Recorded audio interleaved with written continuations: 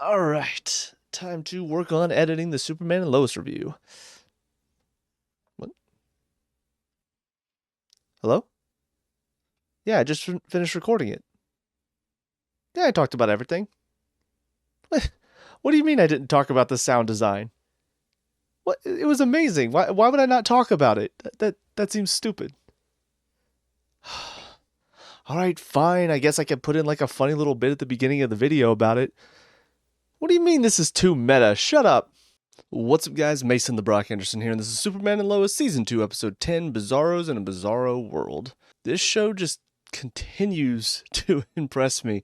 I I had a great time with this one because, first of all, I love the fact, and I don't know if anybody else got this feeling or if it's just me.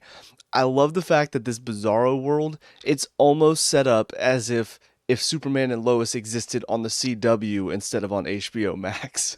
Like if the CW writers and the more young adult, I feel, producers had gotten into this show and really take it. I feel like this is the show we probably would have gotten. Maybe not the whole celebrity thing, but definitely you look at the lack of care about secret identities. Nobody cares about that on this Bizarro world. Neither does the CWDC shows. You've got just all of this needless family drama, really. Like everybody's bickering and fighting all the time because that's entertaining, right? And then just all of the little you got, like they're trying to pick out the right outfits and they're focused more on their image than they are on actually being heroes. It feels like, yeah, this is what the CW thinks that superheroes should be. So I love the fact that that's what is in this Bizarro world.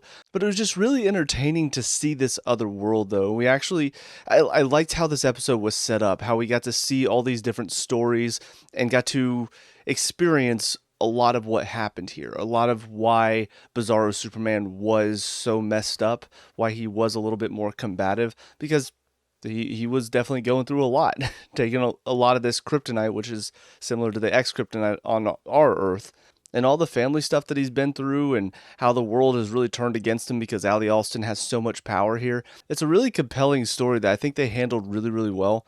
And something about the fact that Tal-Rho was the one that helped in the end, like let Superman go, because we see they actually had a good family sibling relationship on this Earth, which of course fractured because of everything this Kal-El was going through. But there's something very poignant about that, I feel. But yeah, this was a really well done episode. I think the biggest thing that stood out to me in this one, because a lot of it was just, it was good, it was entertaining, I had a good time. But the one thing that stood out above the rest of it is something that the show writers handled magnificently. I don't even know how they managed to do this.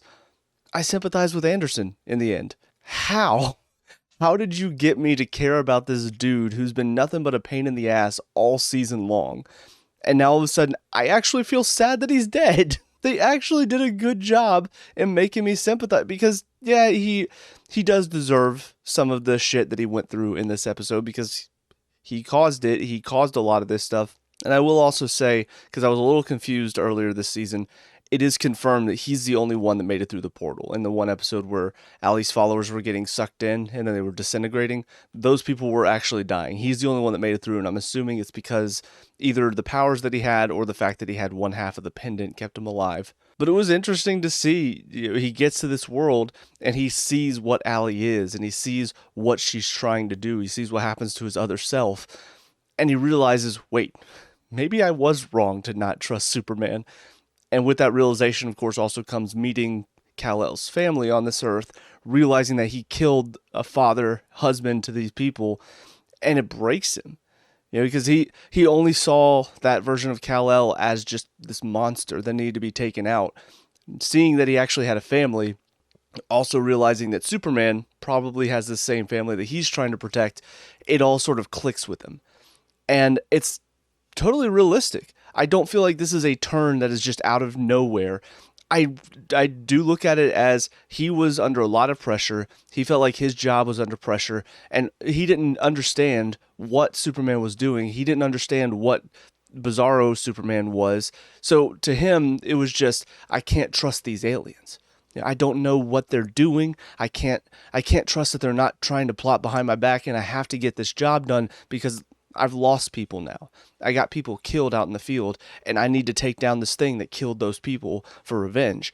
So I think his obsession with it sort of drove him to that point. And while I still do think it was stupid of him, in the end, this shows he was not necessarily a bad person. In that moment, he was just confused. I'm not excusing what he did, but it does make him a little bit more sympathetic in my mind, especially now seeing that he managed to find a way to redeem himself and tried to help Superman in the end and ended up getting killed because of it. That was by far, though, the biggest thing for me in this episode was how well they handled Henderson's story. And even throwing in the Tal-Rho story, it kind of does go to show that Superman and Tal-Rho have this potential to be these brothers that help each other out. It's just unfortunately the Tal-Rho on our Earth, he did not have this connection with Kal that he seems to on the Bizarro Earth. I will say it is a little weird that Lana in this world seems to have powers. They didn't really confirm. She doesn't seem to be Kryptonian, so I don't really know why she has the powers. I'm assuming it's because she's taken the kryptonite, but why? We see her and Tal get married, but to me, that doesn't really explain why she has powers now. So I was expecting to get some sort of explanation there, but who knows? Maybe we'll find out a little bit later this season. We'll find out why she has these powers. But all in all, fantastic episode. Really excited and a little nervous to see what's going to come next. So moving on to the next episode, I'll see you there. Now, episode 11, Truth and Consequences. This one was pretty good. I am unsure about how I feel about the ending, and a lot of that is just down to, again, I was making fun of the last episode because of, or not making fun of it, but making fun of the concept of how little the DC CW shows seem to care about revealing the secret identity of the hero. Barry tells everybody these days. And that's kind of how the Bizarro Superman seemed to be handling his life. And so now in this one, it feels like they're kind of pushing for, no, you need to start telling people.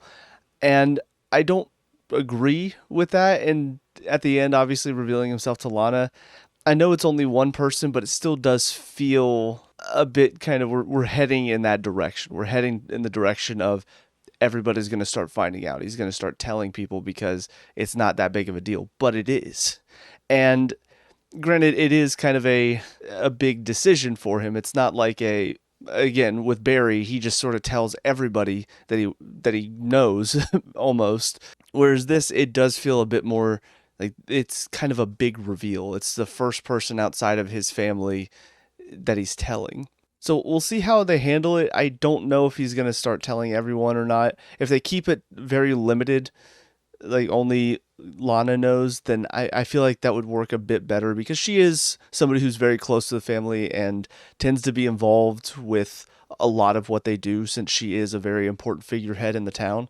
I don't know if they'll tell Sarah. I feel like that would be way too easy for Jordan if she just found out and finds out that's why he's been so distant, and I feel like it's going to be too easy for them to make up after that. So I kind of get the feeling she probably won't find out yet. But that's really the only hang up I have with this episode. And again, if they keep it just Lana knows, and at least for now, probably in the future more people will figure it out.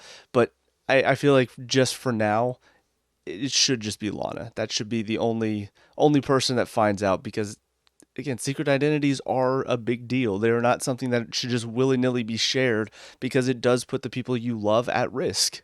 I will also say I'm not sure if this is where it's going because there's still a chance that they could go down this path. But it did feel like that Jonathan was affected by connecting with his Bizarro self because he was very combative in this episode. But by the end of it, they kind of showed that he was right to be talking about, oh, we need to just tell everybody about your secret. Earlier in the episode, I had this feeling as if he was not acting like himself. He's sitting there, oh yeah, maybe it's not so bad on the other world. I mean, I had powers over there. And that just feels very selfish. And he's not shown to be selfish this season. Like, yes, he made a stupid decision with the XK, but that was out of a frustration with what was going on with Jordan, what was going on with the football team. But then past that, whenever they find out about the XK, he sacrifices himself to save Candace, basically. So the selfishness is not necessarily something that he hasn't had any of, but to this level, where he's basically saying the other world where the family fell apart is better because he had powers over there, it feels little out of character, so that's why I'm wondering if there is some sort of negative side effects of connecting with his Bizarro self. Jordan's reaction as well felt very odd, saying at the end maybe we weren't that close of a family to begin with. I don't know. It feels like they're starting to stir that family drama that I don't really want to see, because they've had their fights as a family, but it's all been sort of normal fights. It's been that typical, you're not going to get along with your family all the time because you're constantly around them, especially when you have teenagers. Of course, a lot of times teenagers don't understand what you're doing because they're too young to understand. So there is going to be the typical family struggles that you deal with. But for Jordan to suggest that they're just not that close of a family, and it kind of feels like this season is showing that they're going to be pushed apart, I'm not really a fan of that, because at the end of the day, at least in the first season, they showed even when they fought, even when they had issues with each other, they're still family. They still find a way to get through it because they're family, because they love each other. I don't know if it's just because of Allie's influence and the influence of this Bizarro world that maybe we're starting to see the fracture happen because that other world is influencing what they're going through. The reason why that family fell apart, in my opinion, in Bizarro world is because it's the mirror of what this family is, which is very healthy. They get along, they find a way to work through their problems. Whereas this one, they couldn't really work through their problems because this version of Kal-El was so focused on his image, his superhero self, and sort of becoming that icon. And everybody knew about it, and he didn't really have time. It's almost, you think about a lot of these celebrities in our world, their personal lives most of the time are shit because they are so in the public eye. Any issue gets amplified tenfold. And I also just wonder how many of these celebrities that have their personal life so out there, I honestly wonder how many of these are even real, or if this is just the persona that they put on in the public eye because they want to be liked and they have to live that celebrity lifestyle. So those are just some things that I'm not really sure what they're planning to do with it, but right now they're on the fence. It depends on where they go with it. It depends on what they decide to do with it. But both of those stories, with his secret and with the family sort of falling apart, both of those they have the potential to be pretty good. They have the potential to be pretty bad. So we'll see what they decide to do with it in the end. But everything else, very well set up. I'm enjoying the setup, seeing how John Henry and Natalie are working to try to find a way to take down this portal so that way Allie Austin can't do any damage over here. I thought the fight between Bizarro Jonathan and Jordan was pretty well handled, because even though Jordan has been training a little bit, Bizarro Jonathan has been doing the superhero thing basically since he got his powers. So he's had a lot more time to train, get better at what he does. But in the end, Jordan is stronger because this is his Earth, and he has the yellow sun, whereas Jonathan is weakened by that. So I thought that was a really well done battle, and even how it ended, with Jordan managing to get the upper hand, but at the end, he's still a little raw. I can't remember if he said he was scared of heights in the first season or not. I feel like he's flown a couple of times, but this is probably his first time flying to that altitude and seeing how how high up he was at that point. I like the fact that he's still not quite ready for that, and so getting to that point freaks him out. He starts to plummet to his death, and then thankfully Superman manages to save him. The final thing is something that I do find kind of funny, which is Jordan and Sarah are obviously still dealing with their drama and their breakup and everything. Again, it's not something I'm really interested in. It's not really something I'm connecting with story-wise, because teenage romance, who cares? But I do kind of love the fact, though, that Lois's reaction, kind of my reaction. Because Jordan's sitting there trying to talk to her about her going to talk to Sarah. We've got Bizarro Jonathan kidnapping Mrs. Cushing. Clark's trying to figure out how to stop him. Obviously, Jonathan's trying to convince his dad to reveal his secret. All of this stuff going on. And of course, Jordan's like, yeah, but what about my relationship with Sarah? Lois, we do not have time for this right now. But it's important to me. And obviously, she still does have the talk with him, which I still do find a little ridiculous, but I did appreciate that line from Lois just to show she understands. She does understand that this is not that important, but of course Jordan's not going to let it go, because to him it is, because he's a kid, and for some reason his relationship with the girl is just as important as world-ending consequences if Bizarro Jonathan manages to get his way and merge the two Lanas together. Kind of funny to me. I think that's about it. So on to the final of these 3 episodes. I'll see you there. And finally, episode 12, The Lies That Bind. So this one's a bit tough to work through because the drama in it, the personal life drama and all of that. So the thing is, I wouldn't say that Lana's reaction to everything, I wouldn't say that it's not understandable, but it does feel a little too much to me. But I also don't know because, granted, I've not had to deal with earth-shattering news like finding out somebody I've known my whole life has been keeping a secret this big. But I do feel like her reaction to Lois was a little over the top. Like, I understand she's frustrated with Lois for lying to her too, but it isn't Lois's secret to share. And it's not as though Lois only became friends with her because of that secret. So I don't understand the logic there. And her reaction at the end where, she does sort of come to terms with the fact that she understands why they had to keep a secret. The fact that she's still pushing them away, saying, I can't have you involved. I mean, again, not necessarily, it's not understandable, but it is a little bit of a reaction, in my opinion. Like, I get she's going through a lot with her family, with running for mayor, winning the election, all of that. She's dealing with a lot of her own personal stuff and trying to deal with this information, which is huge. I do understand it.